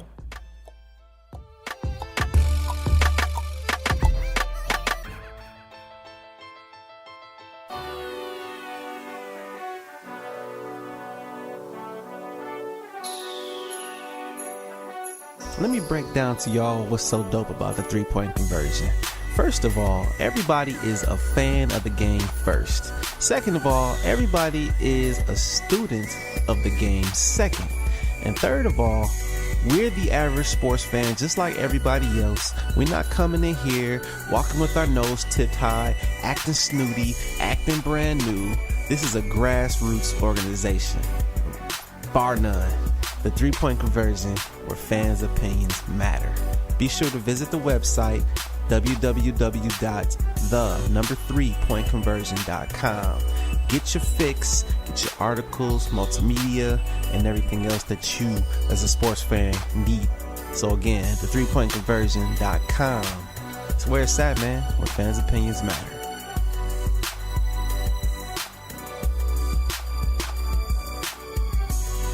Long ago, you wouldn't think of galloping on a horse while doing calligraphy, and you wouldn't have attempted to ride your bike while typing a letter. Yet you think you can safely operate a multi-ton vehicle while texting? Behind the wheel is no place to multitask. If you want to BRB, drive now and text later. Lives depend on it. Visit StopTextStopWrecks.org, a message brought to you by the National Highway Traffic Safety Administration, Project Yellow Light, Noise, and the Ad Council. Hi, I'm Cole Johnson of Cole Sports, and you're checking out the three-point conversion. Keep it locked.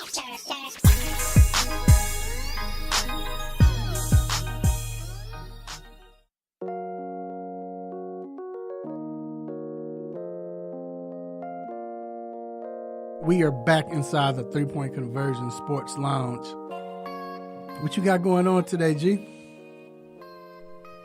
I am recording a new episode of my podcast called By the Time You Hear This, we talk about music-related topics. And I think this week we're picking our top 5 one-hit wonders that just came out in the year 2000. There are a lot to choose from. When is it going to be out? We're recording today. It should be out tonight, and you can find it on iTunes and Google Music. Google Music is where you can listen to podcasts. You said top 5? Top 5. Okay. Since 2000? That came out in 2000. Oh, in the year 2000. What you got going on, D? Got a little dinner to go to for somebody today, a little later today, one of the homies' birthdays. Other than that, man, relaxing, man. It's 90 degrees for the whole weekend. It don't feel like fall, like ain't coming.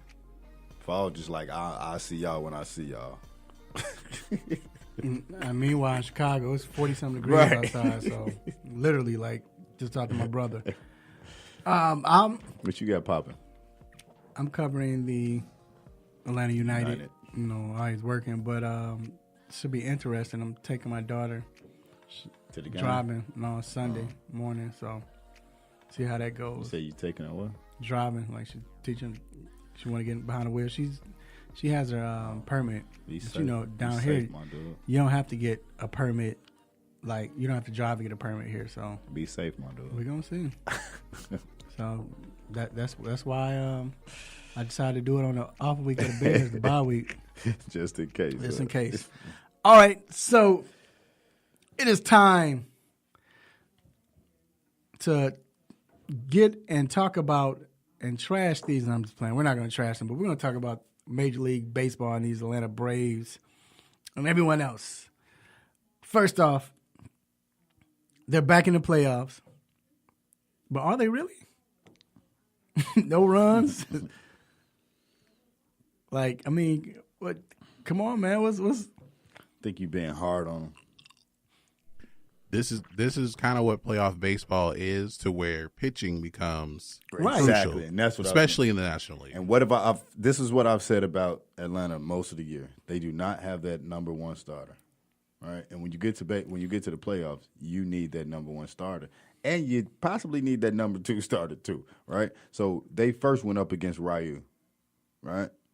Which was interesting because I was shocked that, and they said basically because Braves don't hit left-handers Exactly. well. 4 hits, 8 strikeouts, no runs in 7 innings. But by that time, it was what? 4. It was 5 zip by the time he left. But no, but my thing is, okay, I understand you saying that they need pitching, but you need hitting too. Like, but again, like you just said, they don't hit left-handed pitching well.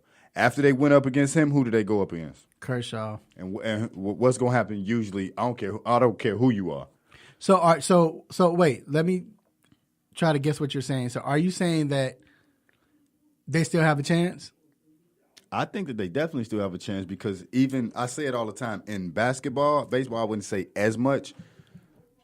They coming home. Man, that don't matter in baseball. If they don't win. They got to win one. That's it. They play today. Yeah. No, they play tomorrow. They'll win tomorrow. They can go ahead. They can unpack their bags. Well, they're going to have to because there's 3 games. I know. Yeah, it's like they can't.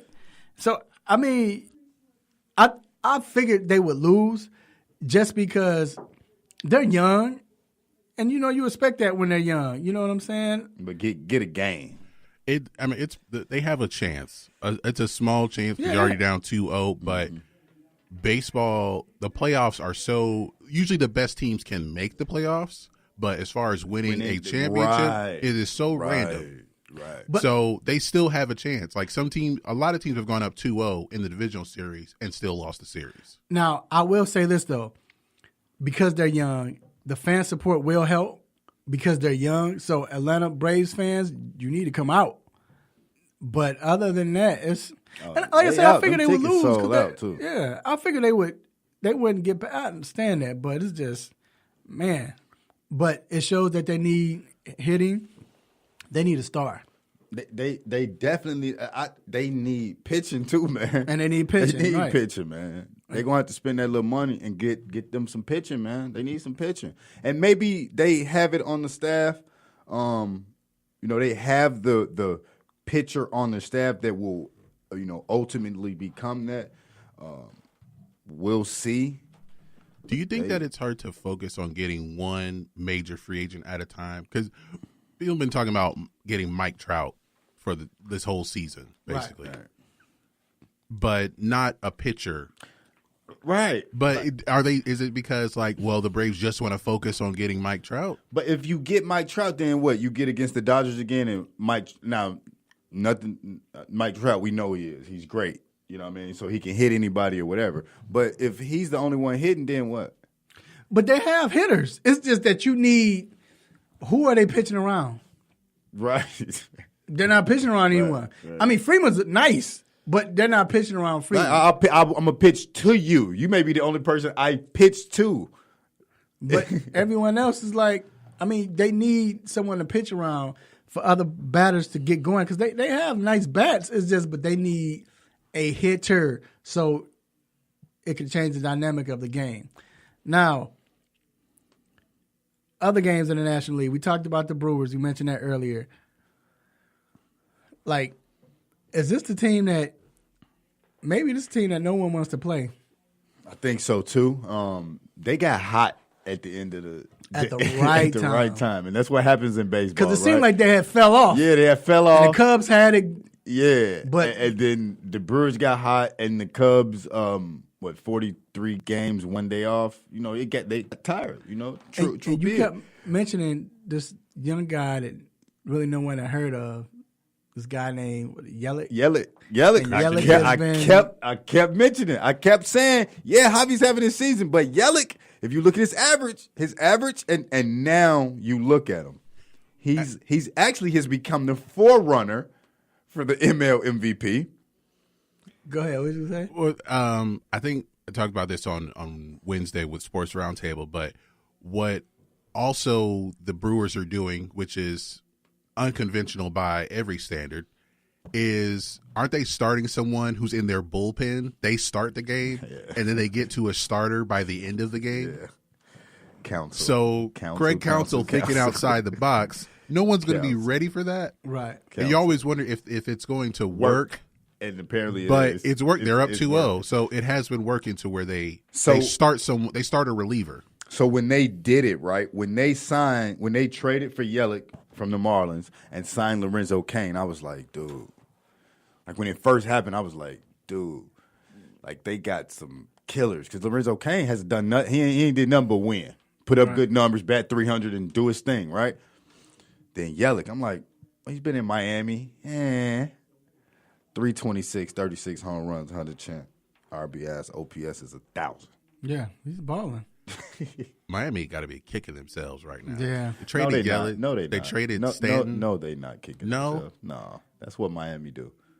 Derek Jeter took over. He wanted to get the money off the books, and they want to. They blew up a team after winning a World Series twice. Twice. So that's kind of what they do. Now let's go to, speaking of somebody that they let go, Giancarlo Stanton or Mike Stanton. People keep forgetting his name was Mike. Remember he came to the league, was Mike Stanton? I thought they had a dude named Mike. Yeah, that was Mike. I don't know why he changed it, but he wanted to get back to his roots. Anyway, get back to his roots. The Yankees and the Red Sox, and shout out to Michael Folks for listening. Shout out to Deron Washington and Marlon Jones who's on Facebook Live. But the Yankees came into the game and they started the game and they couldn't do anything. Boston was like, Martinez hit that 3-run home run. It was like, all right, this is why they're the best team in baseball. This is why they have everybody. But it was a stat out there, or if you watch the game, you know that when it comes to playing the Yankees, their mid relievers aren't good against the Yankees. Like, Yankees kill them every time. And as soon as it happened, the announcer had to say something. And as soon as he said something, Yankees started making a run and started making a comeback. They got one here. Then they got two here. Then it was bases loaded with no outs or one out, and, they got out of it. But it was like, okay, this is about to be a series. This might be the one that goes 5 games. Hey, I mean, honestly, we always talk about with basketball, we talk about how NBA wanted Golden State and Cleveland, or they wanted this and that. Mm-hmm. This worked out perfectly for Major League Baseball to have the Yankees and Red Sox. Because right now, this is probably, I still think the Cleveland Indians, that's low-key, we'll get into that, but that series is low-key with them and the Astros. But right now, this is probably saving the playoffs. Yeah. I'd rather see them in what is the ALDS? Oh, you're true. I'd rather see them in the ALDS, but it lined up how it lined up. But it might work out, like I said, because no one's watching. No one. The Brewers, the Rangers are down, and I said that when the Cubs lost, right? I said, "Yo, this not." And like Javi had said previously, like everybody wants to, they know we the team to be, and that's why, what I've talked about before about that wild card, man. It may need to be a 3-game series or something, man. Yeah, it does, but again, this series right here, I think it's going to go 5. Just by what you saw last night, Boston won, but I don't think if you're Boston, you can't be happy how you won. Yeah. And it's kind of frightening because now we've seen it's been a trend, and then it continued in the playoffs with the mid relievers. You can't do anything. Yeah. And is David Price starting? Exactly.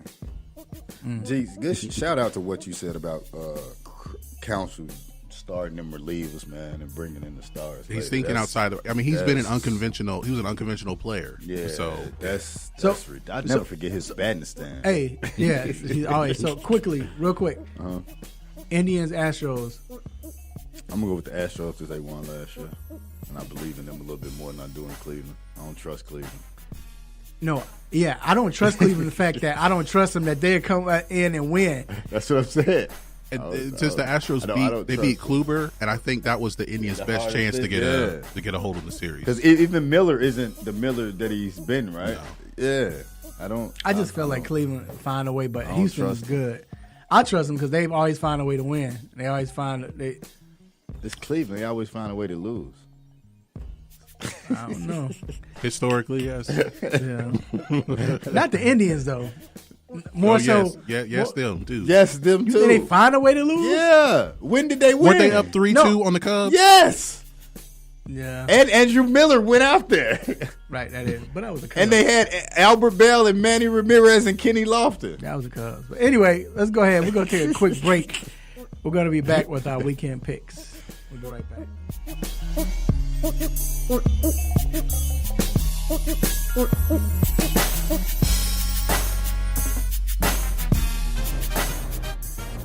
What's up, man? It's Meta World Peace. Shout out to the 3-Point Conversion Radio.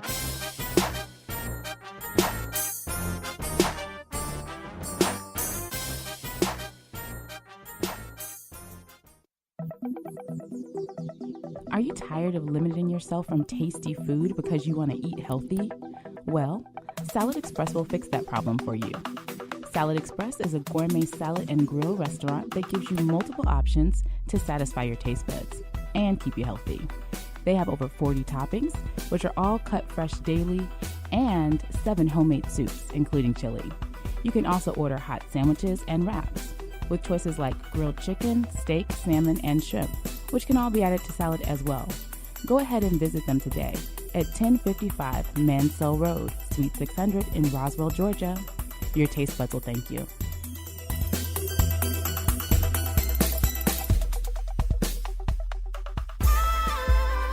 You're back inside the 3-Point Convergence Sports Lounge with Mr. Controversy and The Intellectual.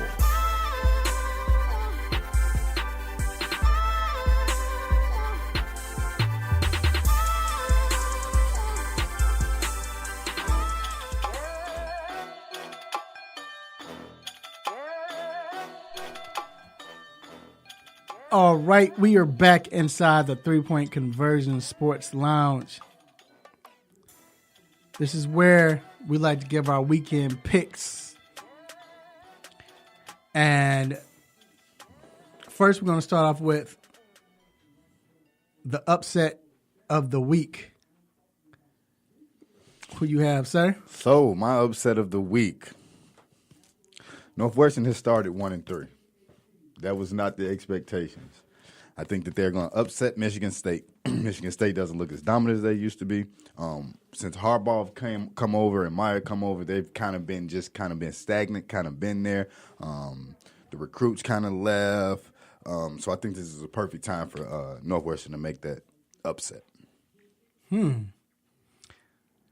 Yeah, Michigan State is not what they used to be. And Northwestern, they're 1-3. I guess they're bad, but I still think, this is a ranked team, last year and the beginning of this year.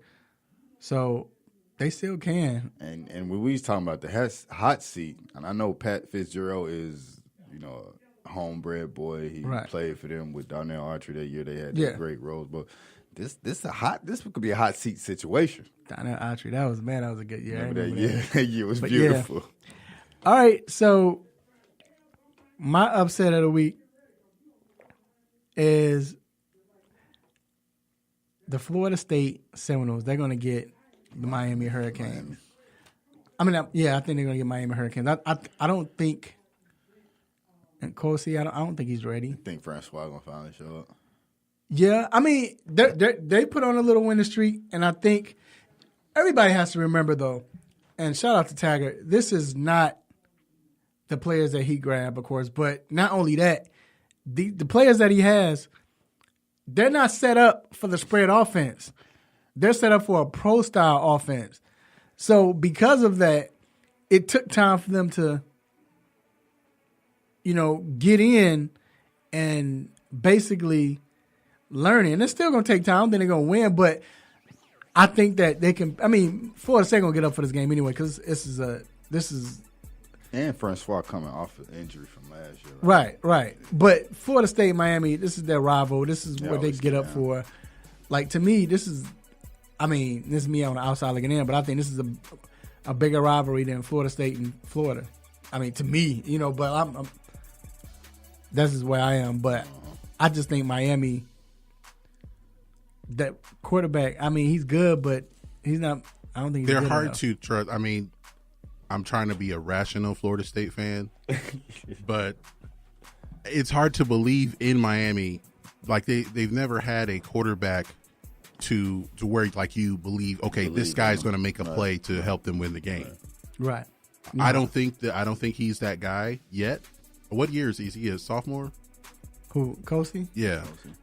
I think he's a freshman. Well, that doesn't make it any better. Yeah. to where like you're depending on him to make plays to win the game. I mean, you can't depend on that from if he is a freshman quarterback every time. Right. Or even if he's a sophomore, I mean, but either or, I'm just saying he's not experienced. Right. So I think with Florida State having the experience at quarterback and they're starting to kind of get it together. Like, I think beating Louisville might help them because that was a game I thought they were certainly going to lose. Right. I don't even know who Louisville has. I don't know if they stuck Lamar Jackson back on the team or something. But that was a game I thought we were going to lose. But I think this gives the Seminoles confidence they can come in and beat Miami. And Miami doesn't – it's hard to believe in them right now because of the quarterback change. And who trusts Mark Richt? He's a red shirt freshman. Yeah, not a lot of experience. So, no. So, counterfeit teams. Who do you have as your counterfeit team? So, this might surprise a few people, but my counterfeit team is going to be Clemson. The reason I say that is because of the quarterback situation. We know Bryant left, so Lawrence was the situation. When he went out, Trace came in and didn't really do much. He made that one pass. You mean Bryce? Yeah, Trace Bryce. Yeah. He made that one pass, and he made that big run, which really set them up good. Mm-hmm. But he didn't look real good to me. And just having Lawrence there is a lot. Now, their front four, we know their front four is dominant, and we know what they're going to do. But you can't just depend on defense. And then, too, that locker room is divided. Yeah. Like you mentioned with the guy that the wide receiver or whoever it was, you said that was Hunter Renfrow. Hunter Renfrow. Right. So, and then again, like you said, Chase came in and Chase did what they asked him to do. He didn't do well, really, but he led them. I mean, what do you think of Travis Etienne? He's their running back. He's going to be the guy now. They're going to have to lean heavily more on him. And they're talented, but like you said, I just think they're counterfeit. Like I said, I have them losing to Florida State coming up, so we'll see. My counterfeit team. I'm not gonna lie. I was gonna go college, and I was looking at Clemson too, but D picked them. So now you got to make me go back to my drawing board. I've been thinking about this team being counterfeit for a while, and I'm gonna say the Green Bay Packers, man. I mean, I agree. They struggled against Buffalo. Should have lost to the Bears. And they struggled against Buffalo. I mean, and they won convincingly, but struggled. That lets you know. With that being said, what's that saying about the NFC? The NFC, considering that didn't Buffalo beat the brakes off of Minnesota? Right. Now, Minnesota and Green Bay supposed to be the cream of the crop, right, in the division. Now, what I'm saying is, Buffalo didn't do anything to threaten Green Bay, but still, I know what you're saying. They struggled. They struggled the offense looked horrible. Yeah. It's not. They won because it was Aaron Rodgers. And everybody keep picking Green Bay to go to Super Bowl. Why? So they're my counterfeit team. So they don't have a running back at all. no running game. I mean, they have running backs on the roster. They don't have but running no backs. running. One of them still wears right. a wide receiver number for some reason. Ty Montgomery. And I misspoke. I said Trace. It's Chase. Like Right, Chase. Yeah. So now, let's do picks. We got the hometown Atlanta Falcons Keep picking them up. going up against the Pittsburgh Steelers. They playing in Pittsburgh. Heinz Yep. Field. Yeah. Pittsburgh. You got Pittsburgh? Yeah, man. Why? Because, both of their defenses are ridiculous. Both of their defenses hurting. I just think Roethlisberger gonna make it happen. I'm picking Pittsburgh. And they Heinz Field. There is. I think Antonio Brown might have like at least 175 in the first half. I think him and so my over and under, I have Julio and Antonio Brown over 385 yards combined receiving. Dude, Ridley gonna go off too. Like they Ridley gonna right. You're right, but I have whichever of and add in Juju. Whoever has the most combo, the most combined yards, they're going to win. Yep. Shout out to Holyfield at Cindy Cuts Barbershop. I'm gonna go with Holyfield. Like Holyfield said, we were talking earlier this morning at 5 some in the morning. I agree with him, and he said it, and I was like, "Yep, this is gonna be a tie." That's happened before. Yeah, it's happened before. 42-42. Yep. That's with 897 passing yards amongst each other. That's I got the tie. So that's what I'm going. All right, Jacksonville versus KC. I think this is when it happens and KC loses, Jacksonville defense shows up. I'm gonna go with Jacksonville on this one, even though the Chiefs are at home. But I think because the Chiefs' defense is awful, Blake Bortles do something. I think there'll be a lot of points scored still, but I think Jacksonville will pull it out. They'll make a defensive play at the right time. I think it's gonna be a low scoring game, and I think. Yeah, this might be the game that they lose. And honestly, because sometimes scheme can't always beat talent. Mm-hmm. And I'm not saying that Kansas City doesn't have talent, but at the wide receiver position, you're matching where Jacksonville is probably the strongest. I mean, that defensive line is strong too, but their secondary is strong.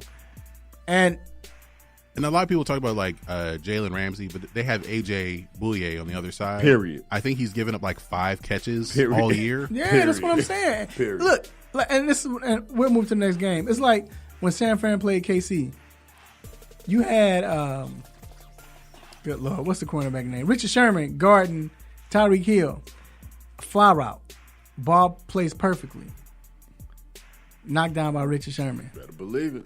And Richard can't run, and but didn't people thought that Richard Sherman was over. But he's like a foot taller than Tyreek Hill. But shouldn't he have blown right past him? My point is, a foot playing cornerback. If you play cornerback, somebody can smart.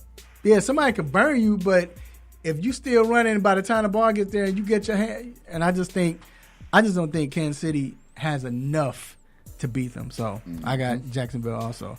Minnesota and Philadelphia. I got Philly. I think Minnesota defense is just not there this year. And I don't know if it's going to eventually get there. I think I'm taking Philly.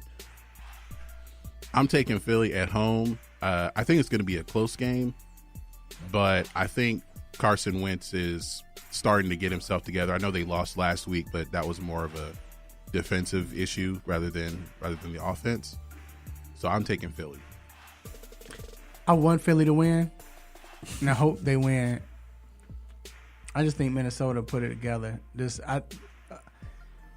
Man, it's been 10 days since last time they played. Oh yeah, they've had the rest. Mm-hmm. Oh yeah. Yeah, and that defense is gonna come back ready to play. And Philly hasn't been playing well all season long. So unless Carson clicked, Philly should have lost the last 3 games. So I got Minnesota. And then Dallas versus Houston. I'm going with Houston. Dallas just does not look good to me at all. Who is their wide receiver? If Ezekiel Elliott doesn't have a big game, then nothing happens. Their defense hasn't been what we expect, and I just think Deshaun Watson is just a better overall quarterback than Dak Prescott. I'm going to take Dallas. I think that the of course I am. I can't pick Houston over Dallas. It's not in my nature to do that. But what was you gonna say though? I think that Houston has a good pass rush, but I think they're vulnerable against running backs like making any kind of plays. So I think Zeke gets involved more in the passing game, and that might open up for somebody, Gallup or Hearns, to make a play. Somebody. It's got to be somebody, because we don't know who the number one is. Dez isn't coming back, according to Jerry. So they should really reconsider that. Yeah. Well, seriously. I have Houston winning this. I think it clicked finally. Yeah, we know Dallas has a great pass rush, but Deshaun can run also. And Deshaun sometimes just doesn't run the ball, get away. He gets out the pocket and makes the play. And I don't think Dallas cornerbacks are good enough to guard these type of wide receivers. And then the fact that, like you made a good point, G. I just think that Honey Badger gonna get him a pick or two, and not that Dak make mistakes, but because the receivers are not that good, you might get a tip ball, or he just might beat the receiver to the spot. I have Houston winning. We need to start keeping track of our records. I'll have them next week because I pretty much got them. I know. Yeah, we'll have them next week. We're going to put them up. But, all right, that concludes our weekend picks.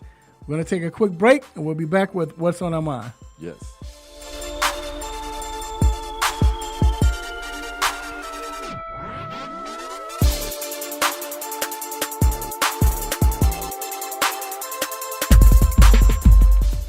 Have you been looking for a radio station that gives you sports? I don't believe it! It's a touchdown! Entertainment? Are you not entertained? And other special interest talk shows? Well, isn't that special? All on one app? Yo, that's dope. What app is that? It's the Real 1100 AM app for WWE. Grab it for free in your Google Play or Apple App Store today. What's good, family? I'm Marlon Sucker Free Jones, a Sucker Free Life LLC, and I'm locked in every Saturday to the best sports show on the planet, the 3-Point Conversion, where no team or no player is off limits. So let's talk sports, the best of the best, the worst of the worst, and everything in between. Can you dig that?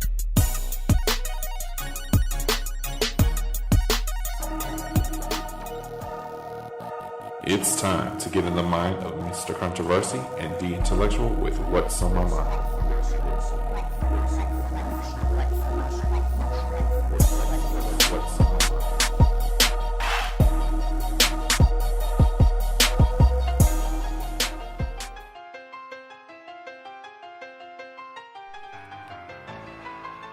All right, we are back inside the 3-Point Conversion Sports Lounge. This is the segment where we get to speak what's on our mind. And this is where we get a lot of stuff off our chest. Get to, just holler at you for a second, man. So, what's on my mind is... Well, first, we gotta definitely give you the sponsor of this segment.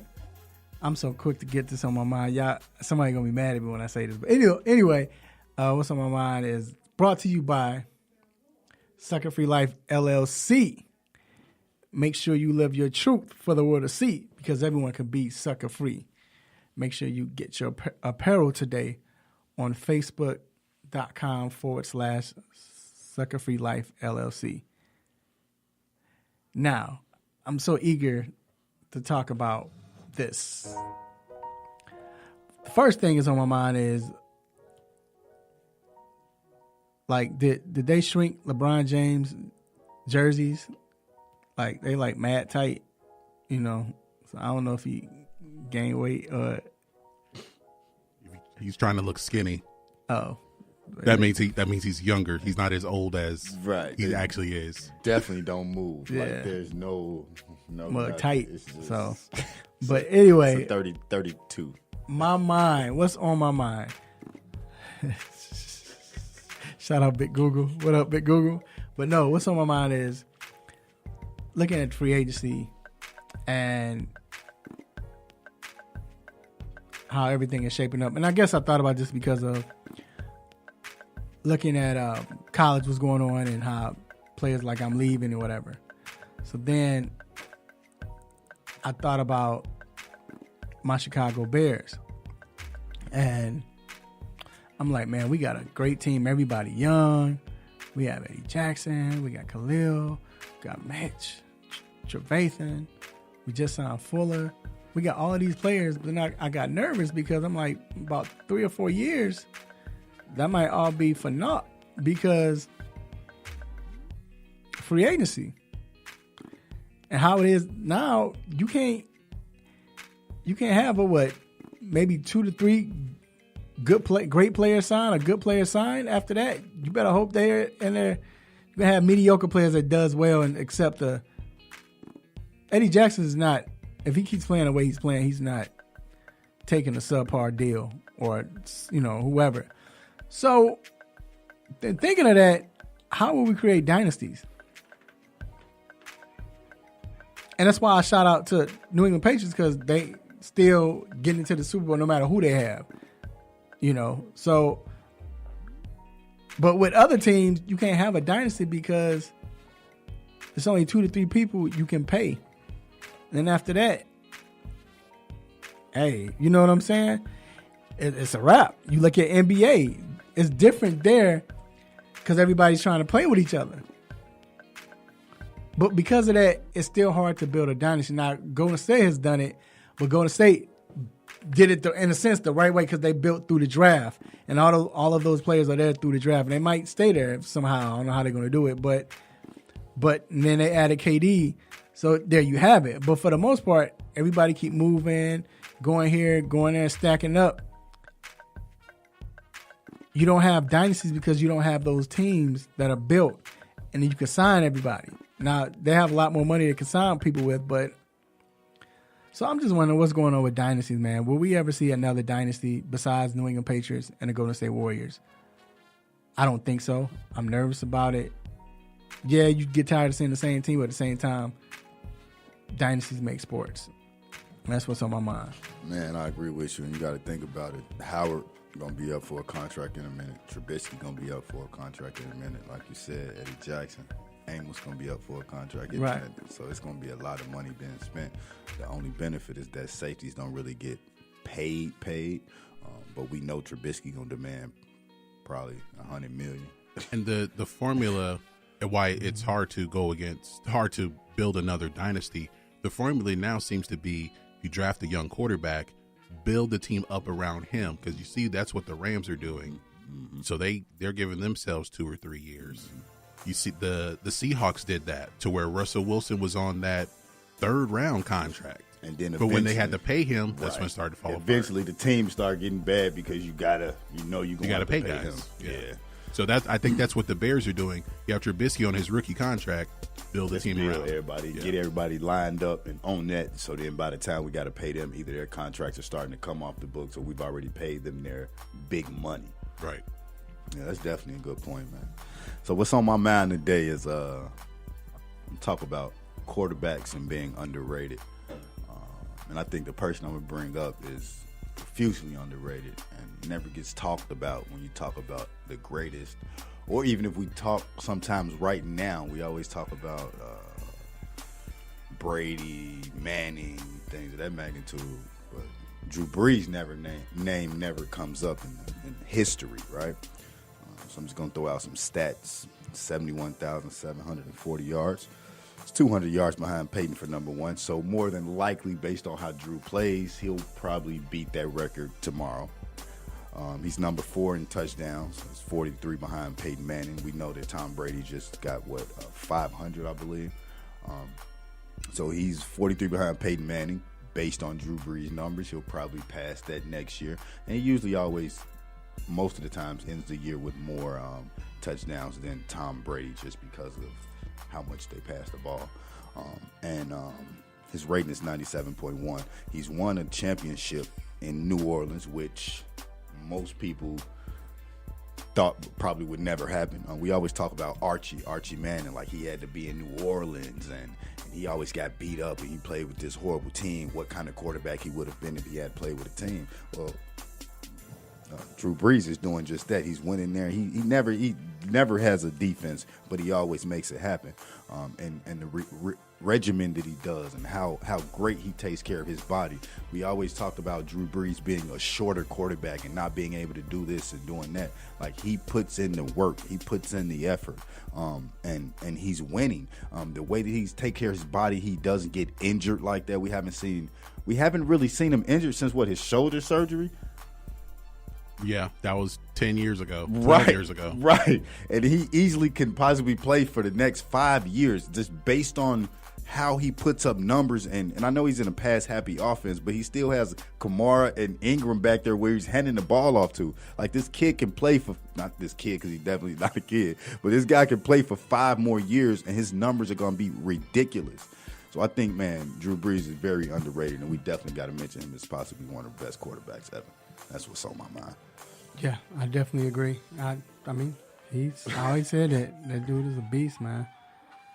So, good stuff.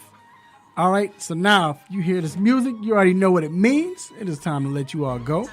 But before we let you go, we have a couple of shout-outs, and you might be part of it. So, first, I want to give a shout-out to the Almighty God for giving me this opportunity to just talk what I talk, man. Say what's on my mind. Thank you, Raphael. Is that God or is that Jerry? And I want to thank Jerry Jones too. To some people in Texas, that right, is God. I know. I want to thank Jerry Jones too for telling me thank you. That made my day. I'll never forget that. But anyway, yeah, man, just give me this platform to get on it. Make you all happy, mad, upset, want to give me the stop it button. But hey, I appreciate it. And want to thank our guest, Dr. Fowler, for coming on. Appreciate you, sir, for coming on. Then want to thank Devin, the sports critic, or the critic. I think it's the sports critic, even though he didn't want to share his French fries, but we appreciate that. Too. He was maxing. Yeah, but appreciate you, man, for stepping in all the time. We appreciate G. You already know what it is. D, I thank you for coming on, man. Just being there for me, bro. Absolutely. Shout out to friends and family, everybody listening. Like we say every week, man, we appreciate y'all for listening, being fans of ours, and always supporting the show. Again, shout out to friends, family, everybody for giving us this opportunity, man. Shout out to my cousin, Sean, Calvin, and the young homies at Safety Net Facility in Mentor, Alabama. We know a lot of people have given up on y'all, but again, you always got family here at the 3 Point Conversion Sports Lounge. Right, definitely. And I want to thank my family, my beautiful wife, children, cousins, aunties, grandparents, uncles, nieces, nephews, play cousins, and all of that. I want to thank everybody who pays attention to the show, listen to the show, and supports us, man. Thank Sucker Free Life, LLC, Cindy Cuts Barbershop, Salad Express, and I'm speaking at maybe Ortho Atlanta. But anyway, we thank everyone else for listening.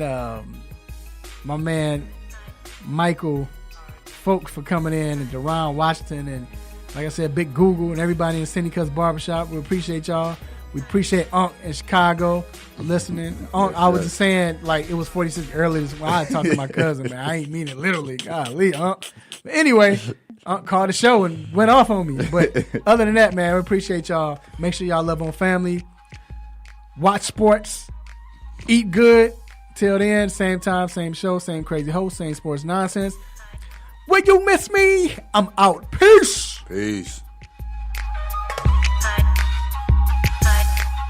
You just got done listening to the 3 Point Conversion Sports Lounge. Be sure to follow us on our Instagram, Twitter, and Facebook accounts at the 3 Point Conversion. And also make sure you check out our website, the3pointconversion.com. Be sure to follow us live and listen every Saturday morning at 10 a.m. Eastern.